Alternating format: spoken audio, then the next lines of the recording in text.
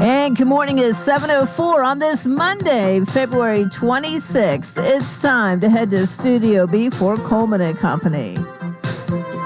Welcome. Here we are on a Monday morning, a nice looking day, and even kind of warm for February. We're glad to have you with us, and of course, we're happy to be on the air for Absolute Kubota, 1506 West Main here in Lebanon.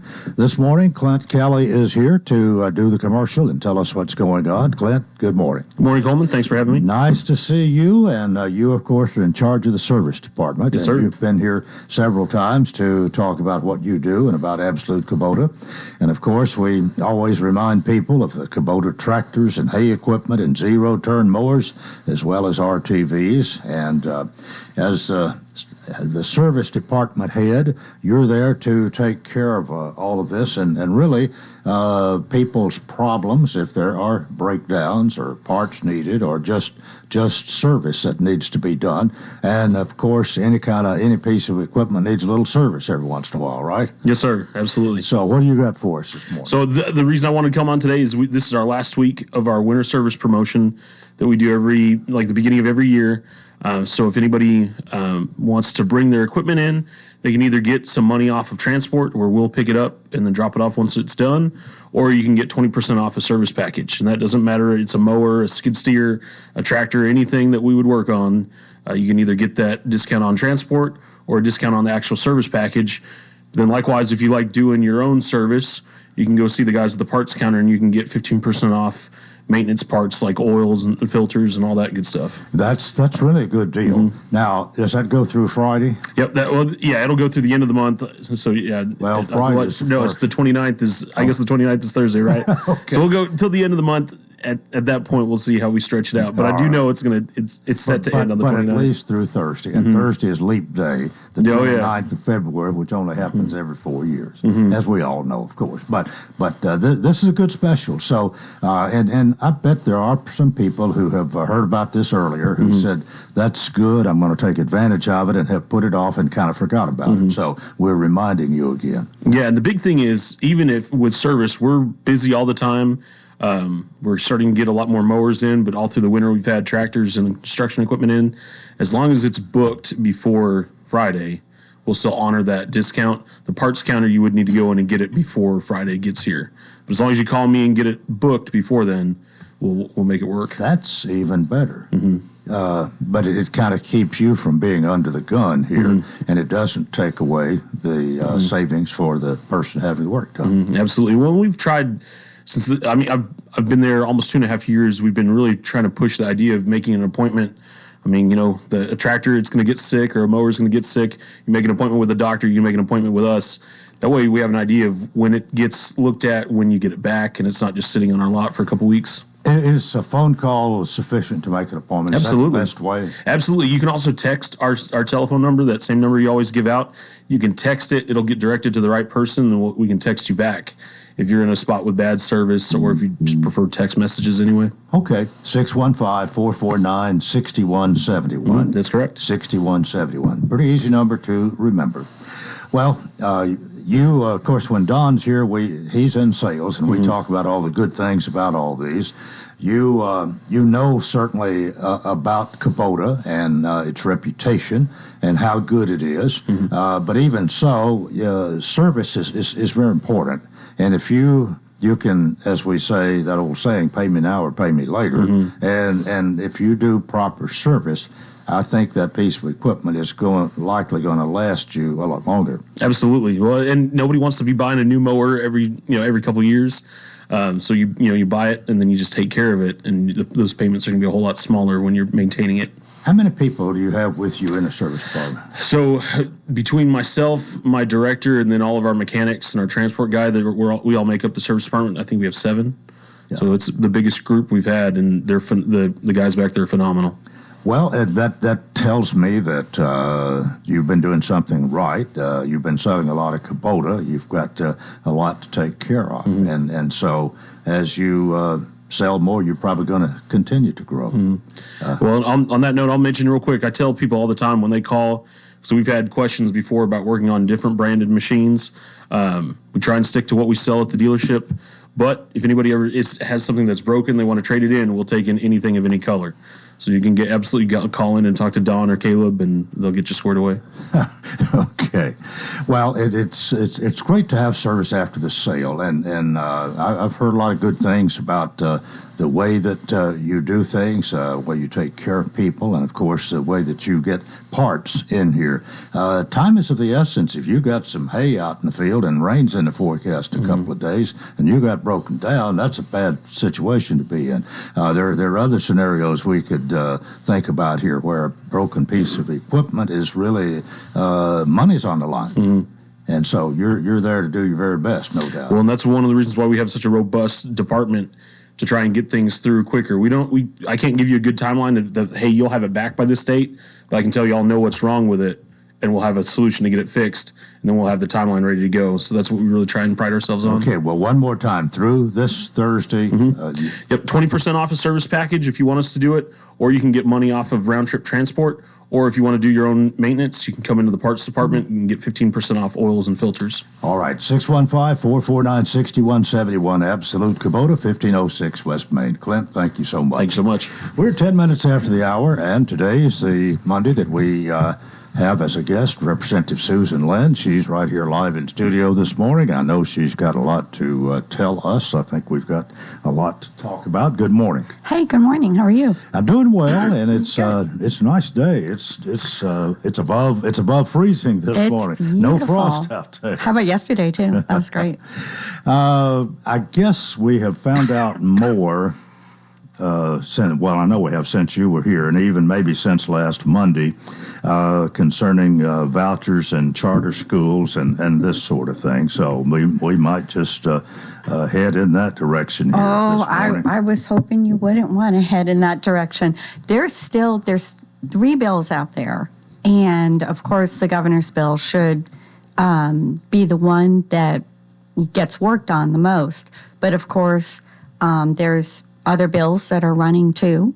And so right now, the Education Committee is working really hard. I would encourage people to tune in to the House and Senate Education Committees because they are working on this legislation, having a lot of debate. Definitely email and call and let people know how you feel.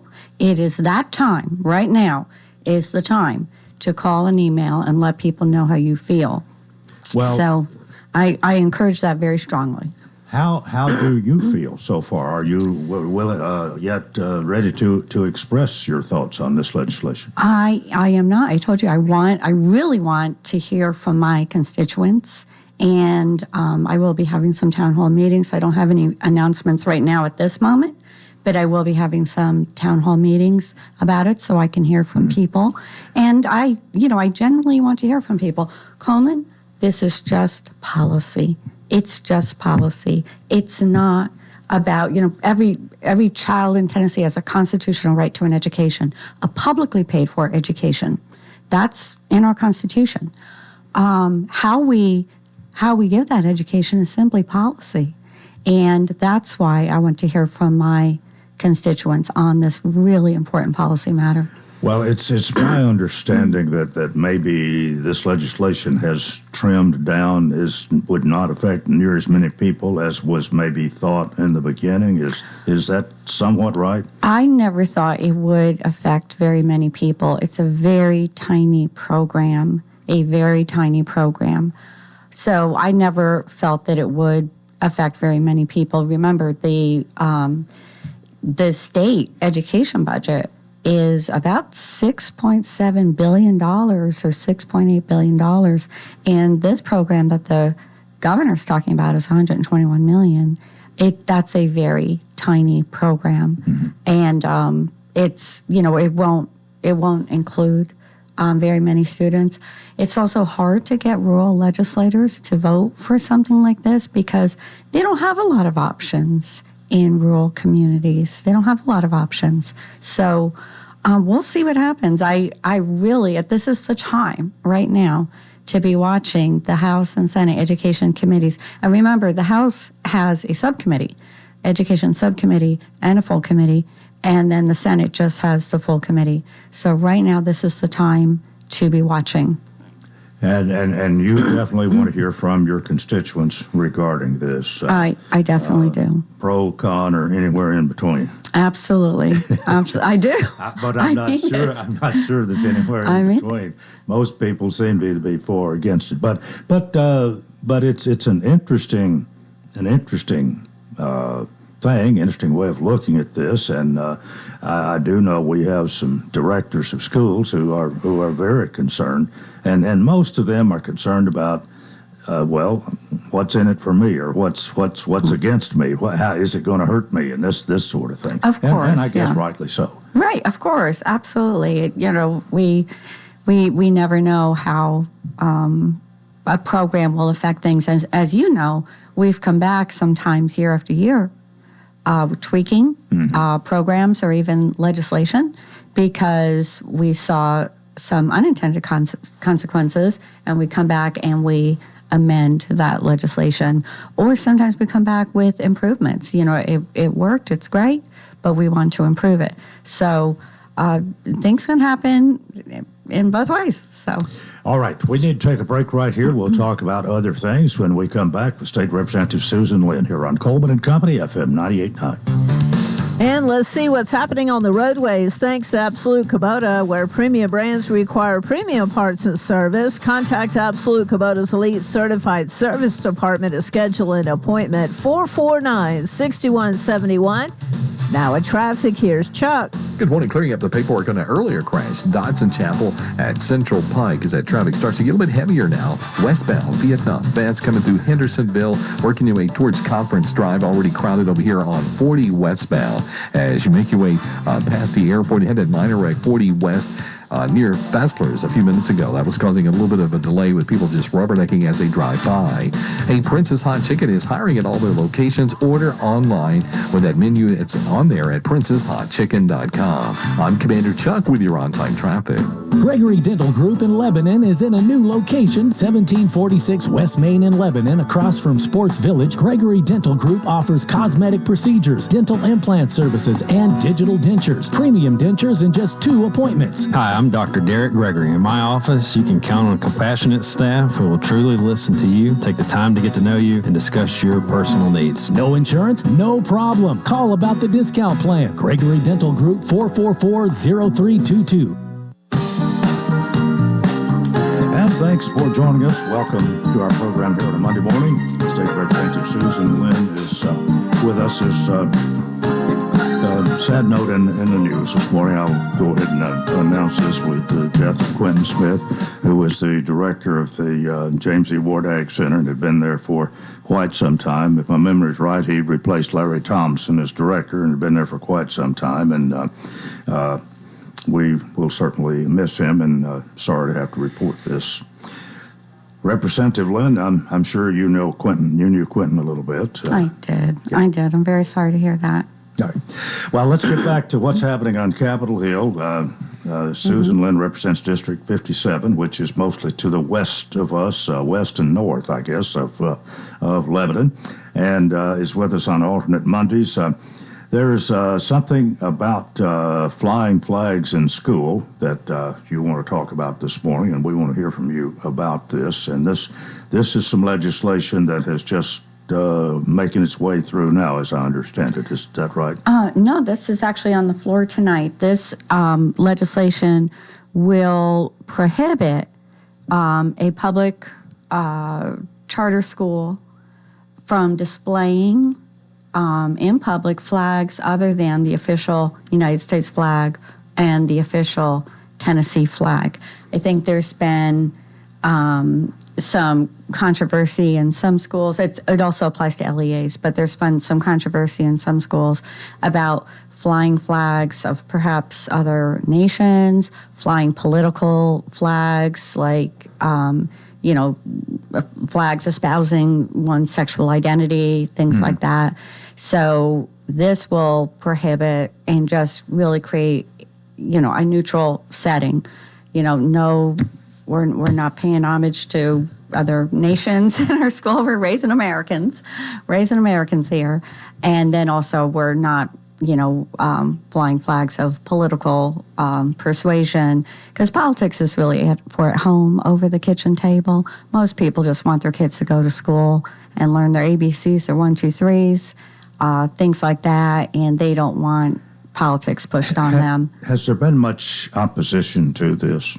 I don't think so. The representative who is running this bill is from Williamson County, so they must have a lot of that going on in Williamson County. You'll often see legislators who, see things happening in their districts, sponsor legislation, and then they'll, have people come up and testify with stories that, tell, where this is going and all of that. So that should pass tonight on the floor. And then another one that should pass on the floor tonight clarifies that a private school serving students in any grades pre-K through 12 is authorized. Now, this is for private schools. They're authorized to adopt a handgun carry policy for that school.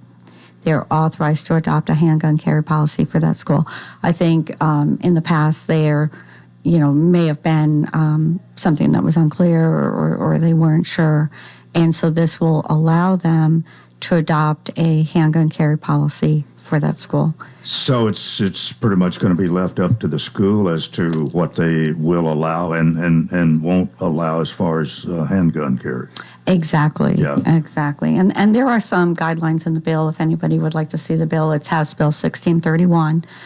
That is also by the representative from Williamson County, and he feels very strongly about that. So that will be on the floor tonight, and I'm sure it will be debated. And that will be very interesting. I'm trying to look for some other things here too. Well, we've got some interesting bills tonight. About that, though, it would pretty much, it's a private school. It's pretty much up to them as to how much they allow or how much they disallow. But they can set their own policy. But it sounds to me that it would allow handgun carry if that's what they want, and maybe it sounds like it would allow or prohibit either one. Yeah, either one. It's up to the governing body of that school. Okay. And well, while we're talking about schools here, what about AI, artificial intelligence, in education? I understand there's a bill that and maybe it's even House has passed regulating that. We have not passed that yet. I do not think so. So I think that is still working its way through. Well, it has to do with developing guidelines for the use of artificial intelligence. Which is, it's a good idea. To some degree, is almost an unknown. It's like we're plowing new ground in a way with all of that. And I think most of us don't. I don't have all that good an idea of even what it is, but I hear things of how involved this might be and what could happen, and it's almost like we're in the dark in a way. Well, it's funny, the AI that you use, there's all sorts of different AIs. The AI that you use is simply programmed with information by the people who created that AI. And that's the information that it contains, and that's the information that it goes after. So I think definitely we may see different AIs that are geared maybe politically one way or another. I think we will definitely see that in the future. Right now, if you have talking text on your phone, where you push the button, you can talk, and it writes out what you've said, you have actually been using AI all along. That is... Talking text is AI. Other things like talking to your computer, if you're searching something, these things are tremendously helpful to anybody who maybe has trouble typing, or maybe they have arthritis, and or maybe they have vision problems. Being able to talk to the computer like that is certainly very helpful. But you certainly don't want to see students handing in papers that AI wrote. You certainly don't want to see that. There's a very funny commercial that we saw on TV last night when we were watching America's Funniest Home Videos, and a kid was asking the AI answers to his math questions. And the parent walked in and clapped the child asking AI for the answers and just writing down the answers. And we know all teachers require, a good teacher requires students to show their work so that they can prove that they understand what they're doing. But it's certainly plausible that things like that can happen. So I think in the area of education, understanding how we can detect those types of things with AI, it's going to be a challenge. I would like to see that children can come up with some innovative ideas. Oh, sure. They don't even have to be pushed much Sure. It seems like sometimes they're smarter than adults. Right. If you ever push the button on the side of your phone and you say, "What's the weather today?" and it tells you what the weather is going to be today, that too is actually using AI. It really is. Well, let's move on to something else. The House has approved a bill that prohibits taxpayer-funded ransomware payments. That's right. And you might want to expound on that a little bit. Yeah, that is really important. So what we did on Thursday was we have ensured that our state systems are double backed up. And that way, if anyone ever, is able to put a ransom on a state server, a state website, we just say to them, absolutely not, no, because we still have our data double backed up somewhere else, and we can just shut that off and flip over to a system that is not ransomed. So the state of Tennessee, will not ever use taxpayer dollars, which really, it comes in the form of an insurance policy.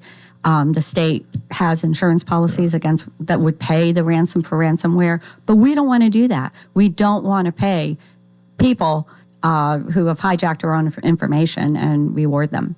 Well, how confident are you in this backup? Are you pretty much 100% confident and sure that we're okay there?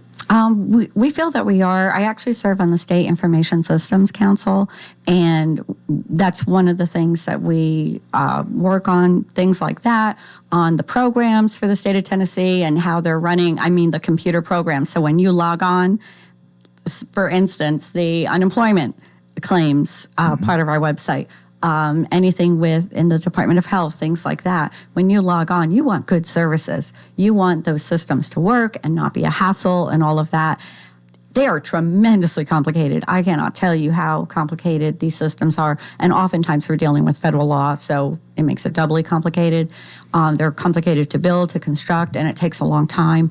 But we have, for the last maybe 10 years, have been building them in-house ourselves, most of them, not all of them. Some are packages that we buy off. There's companies that maybe make a package for some sort of maybe tax reporting or whatever that every state has to do. So we are trying, though, to build as much as we can ourselves so we don't have to pay a contractor every year. And plus, you have to think about it. When the General Assembly passes a new law that requires the State Department to do this, that, or the other for citizens, oftentimes it requires more computer programming. We have to tweak that program, and so that whatever that service is can be accomplished. Well, if you think about it, that is every year, and that we pass these new laws, and it gets tremendously complicated to make those things work and function in a way that taxpayers expect and citizens expect.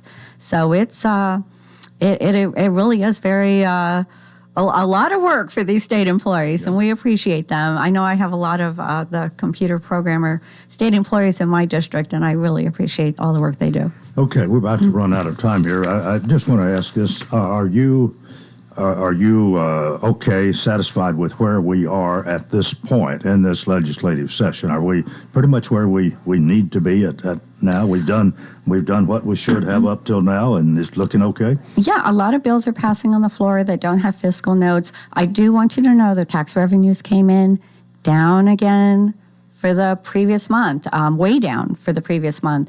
So I would not be surprised if, as we get to the end, we really just pack up and leave, because there's not a lot of revenue left to expand programs or for bills that have a fiscal note, the bills that cost money. There's really not going to be a lot of money left for that. Now, we do have a good cushion. We really left ourselves a good cushion last year because about $2.5 billion of non-recurring expenses was funded with recurring revenue. So that's given us a very nice cushion. But we always want to be careful. We have a mandate to balance our state budget, and we always do. All right, we have come to the end of our time here this morning. It's just about flown by, but we appreciate you being with us. Thank you for coming on alternate Mondays and letting us know what is going on. Thank you, Coleman. All right. That is part one of Coleman and Company. We've got more, and we hope you'll keep it right here, FM 98.9. And let's see what's happening on the roadways. We'll have those updates every 15 minutes throughout the morning show. And this update is all brought to you by our friends at Bates Ford and the Works Vehicle Checkup. They'll make sure your vehicle is ready for any road. It's $59.95 up to 5 quarts oil, tax and disposal, tire rotation, and safety check. 1780 Franklin Road. Now at traffic, here's Chuck. Good morning. A little bit crowded out here at times on 40 going westbound. Trying to get past this accident here at Fessler's. It's just more rubbernecking than anything. All that traffic trying to get in past the airport. It's pretty heavy through Donaldson coming in from Hermitage, leaving Wilson County. That's starting to crank up with some more volume on 40 westbound. As you come through the Mount Juliet area, already heavy Vietnam Vets westbound. Right there at Conference Drive, radar earlier, I-40 in Dixon County. 24/7 reliable crane and rigging services right here in Middle Tennessee. It's Tomahawk Crane and Rigging. Check them out at tomahawkcrane.com. I'm Commander Chuck with your on-time traffic. It's tax time, and Cars Unlimited Tax Service is locally owned and has 33 years of experience in preparing taxes. They do upfront loans of $250 to $6,000. They're also an authorized IRS e-file provider. Call 615-449-2955 or stop by 1006 West Main Street in Lebanon. Cars Unlimited Tax Service stands ready to help you prepare your taxes.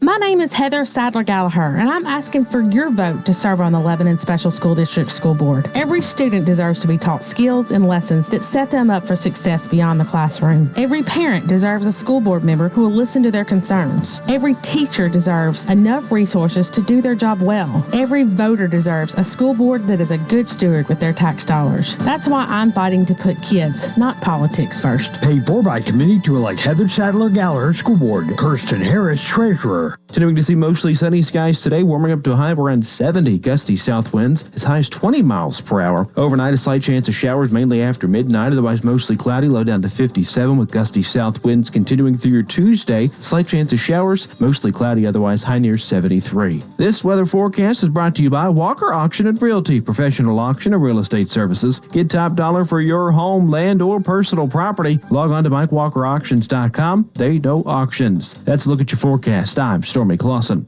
Well, Mayor Hutto has just walked in, and we welcome you to part two of Coleman and Company. On the air light went on at the wrong time, but not really. Gail Hellam is on the telephone, and she's ready to talk about the Farm Bureau Expo Center. Gail is the Director of Marketing and Events and is on special assignment, but not too busy to call in and tell us what's going on. So good morning and welcome again. Good morning, and thank you very much. Always excited to be able to be on the show and talk a little bit about the Expo Center. And thank you for that. I appreciate that. And thank you for understanding I'm on special assignment because this was an important weekend. Even though you're on special assignment, you're still with us this morning to remind us of the Expo Center itself and tell us a little bit about what's going on. It seems that every weekend when I pass by there, that place is busy, and I know you had a big one this last Saturday. We did. Actually, a couple things. We had intensity dance competition going on, and definitely an increase in participation for their show over the past couple of years. So, that's good for them. That's exactly what they're wanting to do. And, of course, it's good for Wilson County because, it's bringing outside people in to spend money and and be here. And that's what the point of having a venue like that is bringing outside people in. Also have the annual show of Sherry's Hope this weekend. And that's just a huge fundraiser that, goes towards a very good cause. So excited to have them. And we have another exciting weekend coming up. So the Expo has a first coming up. We've got a comedy show being produced by Mad Hatter Shows, and Zach Rushing, and he's got another gentleman with him. May have two. That seemed to be changing a little bit, but Zach Rushing's a motivational comic out of South Mississippi, and he sort of has a no-holds-barred personality with a style that kind of makes him popular with a lot of crowds that, people just keep coming back to see him as often as they can, and he has a very full schedule, so we're lucky to have him. And then we also have the City of Lebanon is holding their first annual pickleball tournament fundraiser to benefit the senior center. Yep. So we're very, very excited to have them as well. Well, as we said, you are on special assignment, and I don't know how often this necessarily happens, but your special assignment has to do in promoting the Farm Bureau Expo Center, and it is necessary this time for you to be out of town. Do you do a lot of that that we're not aware of necessarily, or is most of it just done over the phone and through the internet? Well, I would say the greater majority of my time is done three ways. It's obviously people call. People do send in inquiries through email or the internet through the website. But I spend a lot of time also networking with people, sharing that information, garnering those leads that come in so that we can be able to craft different opportunities for people. And, that pays off. That pays off in a huge way because I'm working on two big shows that are already in Middle Tennessee that I'm looking to get them relocated to the Expo and to spill over to the Ag Ground at the same time. So, there's multiple ways to kind of work that, and I try to work all of those the same way. And then on the occasion, I do go out on special assignment, and I do meet with event planners, and we talk about ways that they may be able to move their event to the grounds, whether it's just the Expo or whether it's the Expo and the grounds. So I try to get at every angle I can. Well, there is something about what you're doing right now, where you go to where these people are. You look at you eyeball to eyeball contact, as we would say. There's something to be said about that, and maybe a more intimate situation in that you can really get down to the nitty gritty when it comes to what you have to offer at the Expo Center and what their needs are. Would that be a fair statement? That's a very fair statement, because that's probably where I excel the best. And personally, is I love to sit down with people on a one-on-one and be able to understand where they're coming from. And so when organizations put events like this on, it brings the people that have the venues together with the people that have the meeting planning together, and we sit and we talk. And these event planners will meet with roughly about 50 other venues, and we're all looking at, it's a concentrated effort of looking at what are your needs, how can we help, and trying to find that win-win for them and giving them options. The meeting business has definitely picked up, and people are looking, and that's good news for the Expo, because we have that ability to have those one-on-one conversations. And I think the meeting planners really appreciate it, because they can sit and get a lot of answers at one time. So it's much better use of their time, as opposed to playing phone tag and email tag and that type of stuff, which is fairly impersonal. So, but it's still functional. I mean, it still works. But, everybody is busy. And so this kind of makes these two groups stop and have conversations, which I think is very beneficial. Okay, we've come to the end of our time here. Thanks so much for being with us this morning, and have a very successful trip. We'll see you next Monday. Sounds wonderful. You have a great day, Coleman. All right. Gail Hellam, the Director of Marketing and Events for the Farm Bureau Expo Center. And that takes us to 21 minutes before the hour, and Mayor Hutto, as I mentioned, is here. It's his monthly visit to Coleman and Company, and it always takes place on the Monday before the County Commission meeting that evening. Good morning. Good morning, Coleman. Good to see you. Good to see you.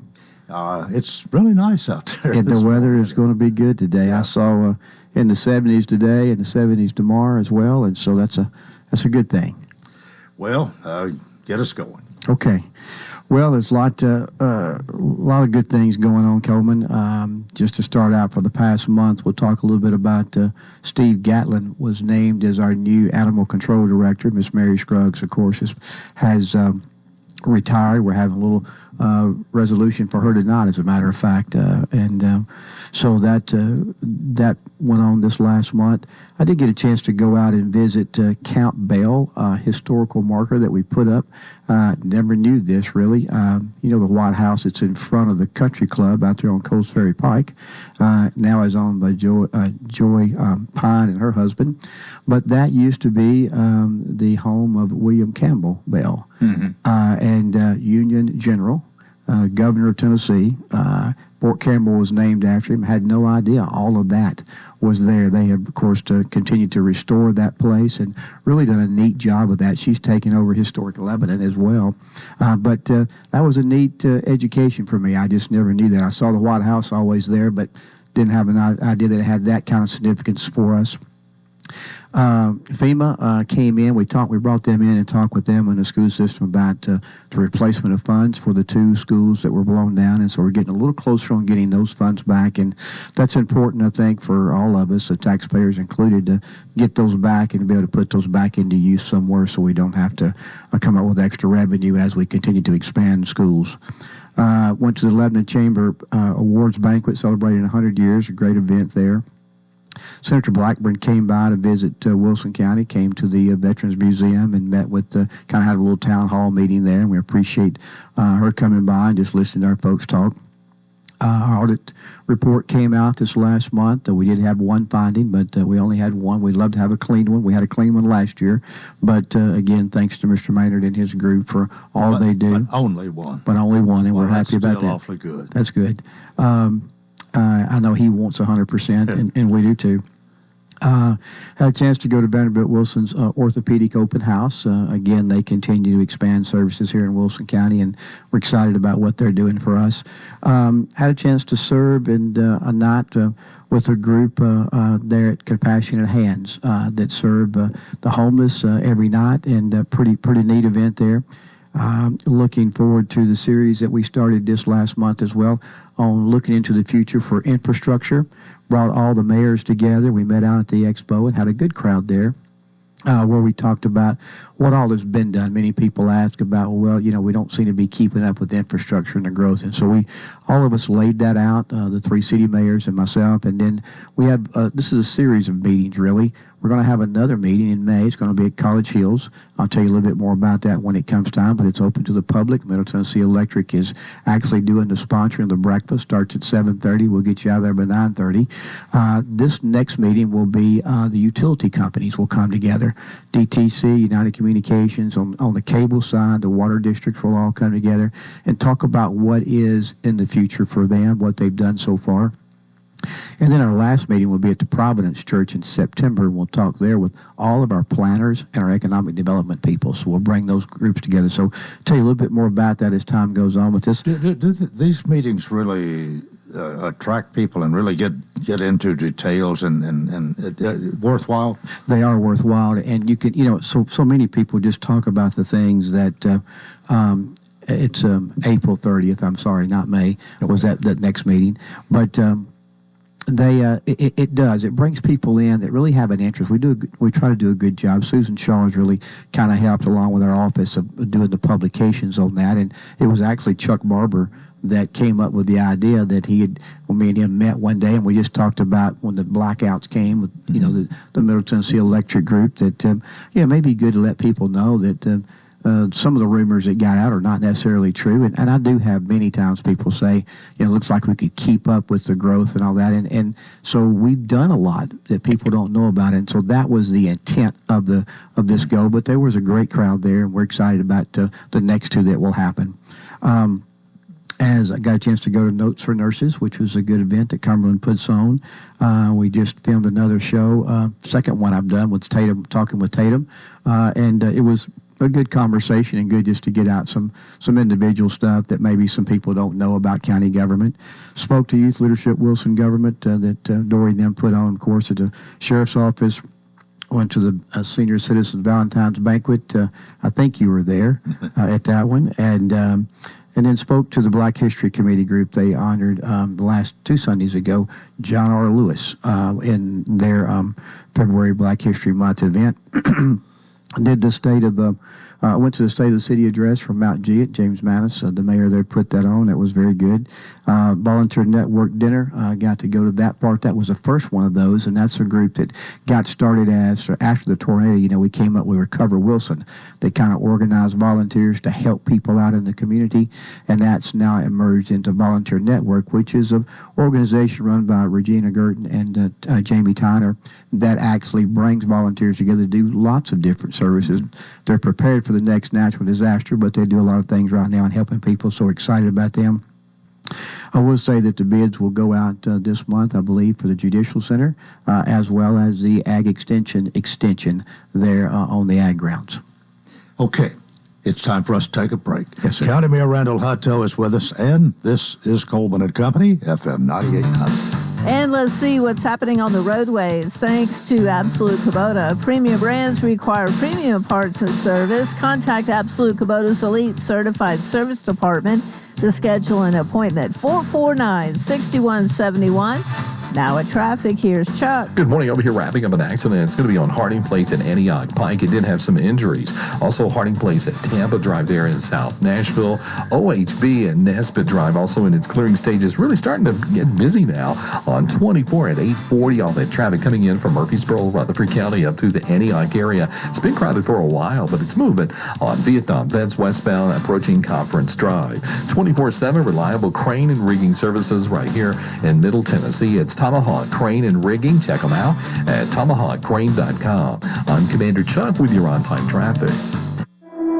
Exmark builds mowers that deliver a perfect cut in less time. Because we believe what you get out of your lawn, not your mower, is what matters most. Find signature cut quality, comfort, and reliability. Exmark's Laser Z is the zero-turn more landscape pros trust. Find attractive financing and the Exmark that's right for you at Absolute Kubota, 1506 West Main in Lebanon.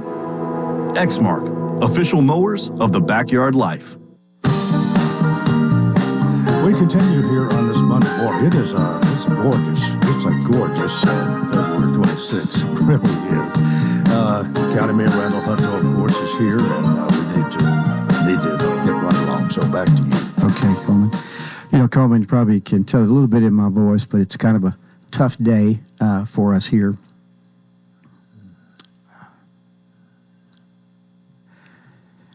Lost a good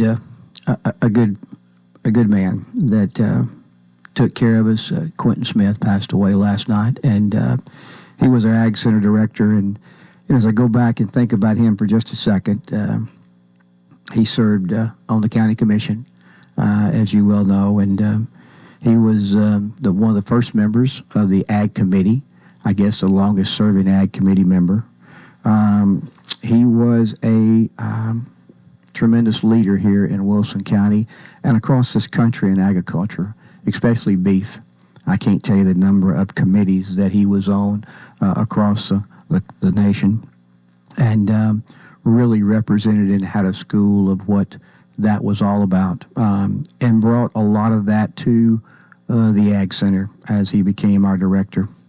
I can remember when he came to me and wanted to apply, and I thought, Quentin's got this big farm and he's got all this. He don't have time to run the Ag Center, but I definitely was wrong about that, and he proved me wrong. And tremendous job. His job was not an 8 to 4 job. It was not a 5-day-a-week job. Well, this agribition, I think, and he's primarily responsible for getting it here from somewhere else. He sure did. And, he would turn his timesheet in at the end of each 2 weeks. And, just the hours on there were unreal. And he was there. He lived that. That was what he did. That's what he enjoyed. He did a great job of running the Ag Center.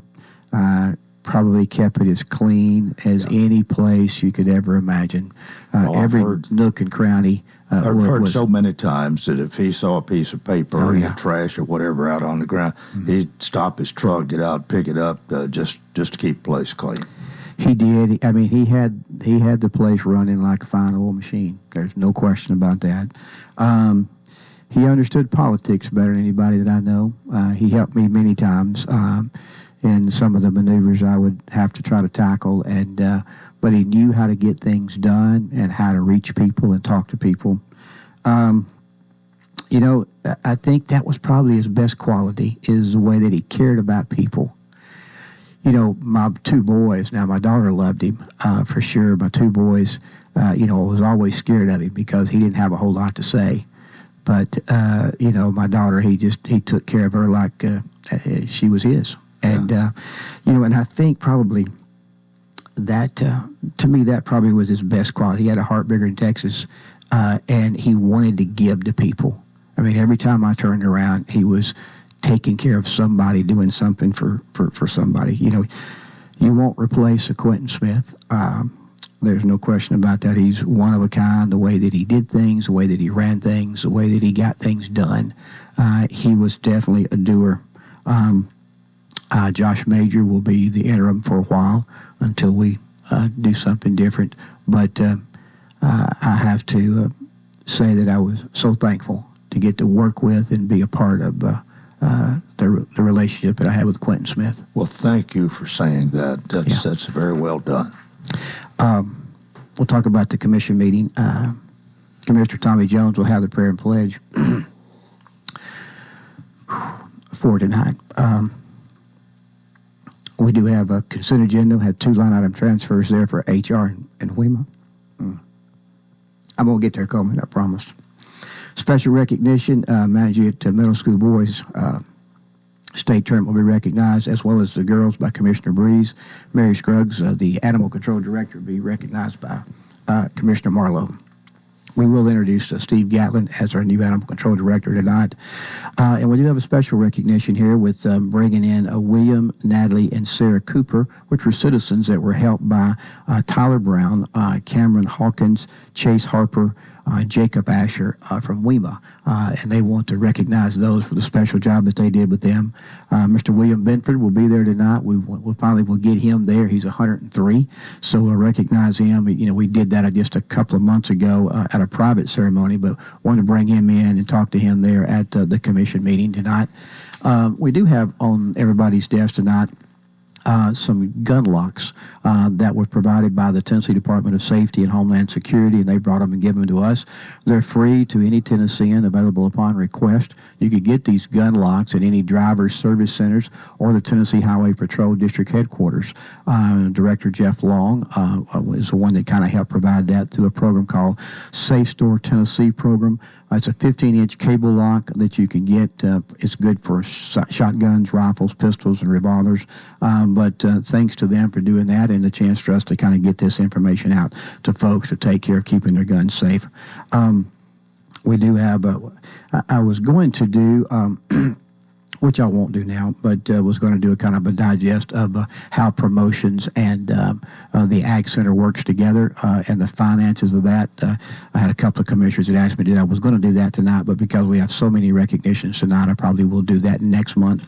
Okay. Resolutions tonight, there'll be an update for the fire codes. There'll be an update on the WEMA policies on EMS billing and adjustment rates, appropriation of funds for the 225th commencement of Wilson County anniversary. Will be on the table. There'll be 2 budget amendments from the Board of Education. There is going to be an applying for and acceptance of a 2024 home grant, which is what Jim Kittle used to always do that Christie's doing now in our office. There'll be a lease agreement for the General Sessions Court Clerk. appropriation of WEMA. There'll be an acceptance of an ARP tourism grant, an appropriation from the general fund to the judges. There'll be a setup for the reserve account for the opioid funds that we are bringing in for those payments. And Coleman, that will conclude our meeting for tonight. And how long do you think you'll go tonight? We said that the last time, and we went a little bit longer than I expected. So I never really want to say how long that's going to be, because but there's a lot of recognitions that got to be done tonight, so that will take some time. And that was kind of what I had planned to do. That a lot of people ask about how does the fair and where does their money go and how does all that work, especially since the state fairs come in. So we've done kind of a digest on that. I'm actually going to do that and a report on the expo. We finally finished up the 6-year study that we just completed.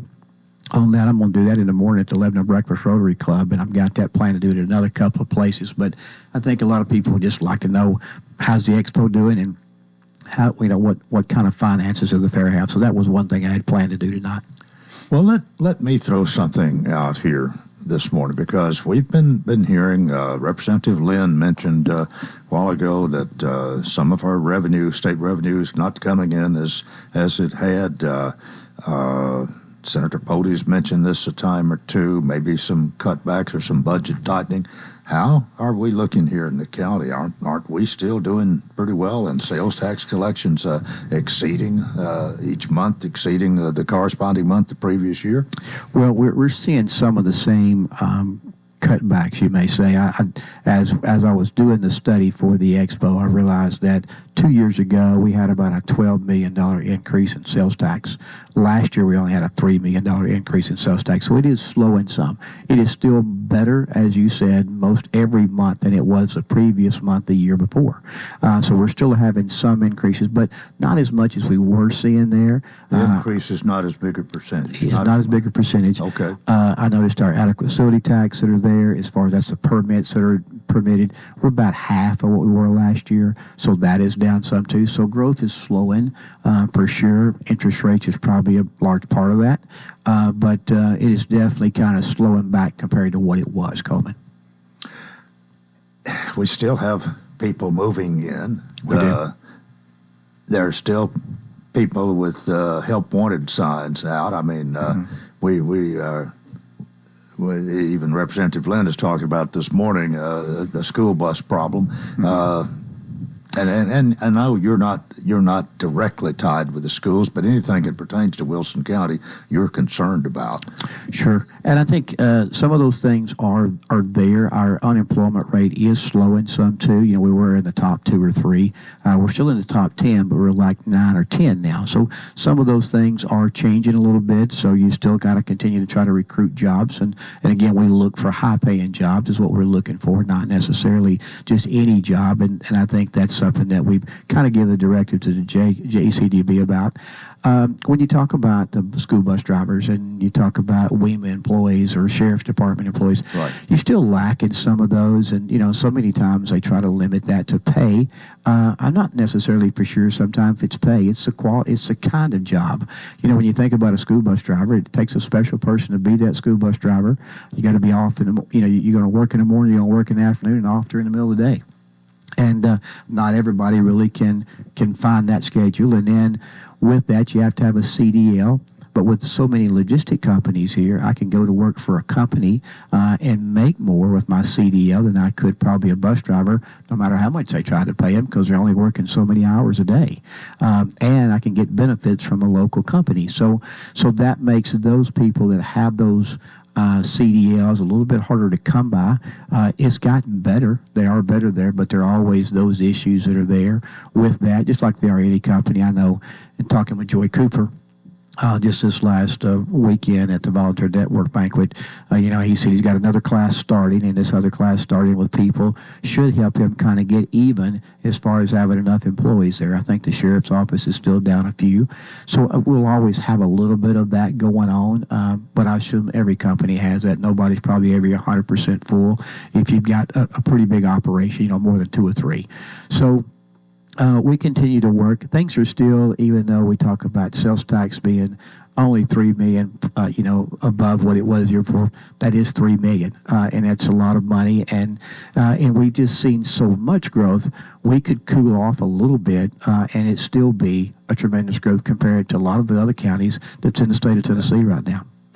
We don't talk much with you about the road commission or much that's going on there. We got about a minute here. I guess things are okay.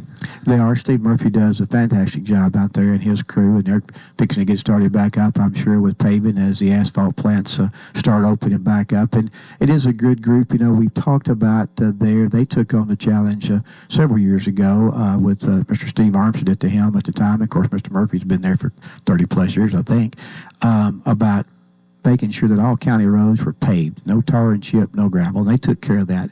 And I think one of the things that we're working with Mr. Murphy on is to see about making sure, can we go and widen county roads that we could get the right-of-way for that can be done, and that's limited. But I know that's one of his thoughts and one of his processes there. As well as we've done a survey of all the county roads now through a safety action plan to identify those roads that need to be taken care of either through traffic or through accidents. And we've identified those roads, and now we're try to find funding to start knocking that list down one at a time. And so there is a plan in place there that we are working hard at. Of course, we continue to work with the state on all the different roads that they have responsibility for here in the county. And I think all cities are doing a tremendous job of Kristen Rice. I know at Lebanon, they all work at making sure their network of roads are being improved. So I do feel good about the transportation part there. Well, thanks so much for being with us. Hope you have a great meeting tonight, and we'll see you next month. Yes, sir. Thank you. County Mayor Randall Hutto, and that's it for a Monday. Join us tomorrow for Coleman and Company. Till then, I wish you a magnificent day.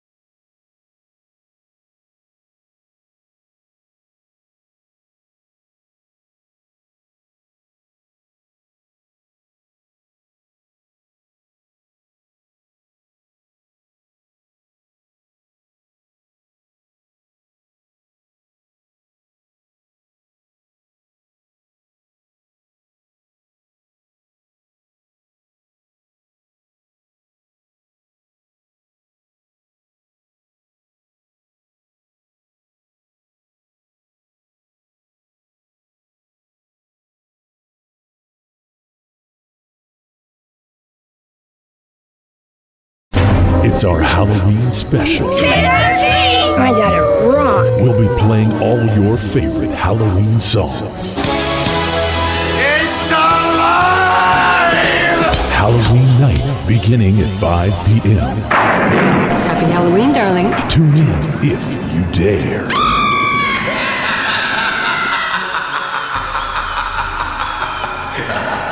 Halloween's my kind of a holiday.